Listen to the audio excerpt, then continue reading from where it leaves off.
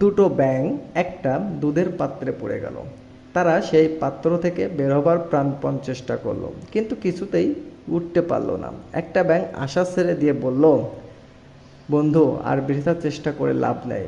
পাত্রের গভীরতা অনেক বেশি, শক্ত কোনো কিছুই নেই যে তার উপর ভর দিয়ে আমরা লাভ দেব।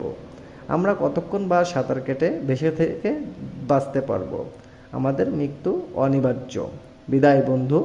এই বলে সে সাঁতার কাটা বন্ধ করে দিল এবং দুধের মধ্যে পড়ে সে মারা গেল। অতঃপর ব্যাঙটা ভাবল, না, সাঁতার কাটা থামানো যাবে না।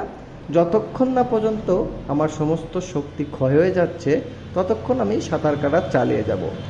তার এই সাঁতার কাটার ফলে দুধ মন্থন হতে থাকলো। আস্তে আস্তে সমস্ত দুধ মাখনে পরিণত হলো। ব্যাঙটাও তার পায়ের নিচে শক্ত মাখন পেয়ে তার ওপর ভর দিয়ে লাফ মেরে পাত্রের বাইরে এলো এবং তার জীবন রক্ষা পেল।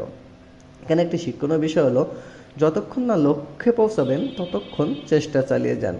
জয় আপনার হবেই।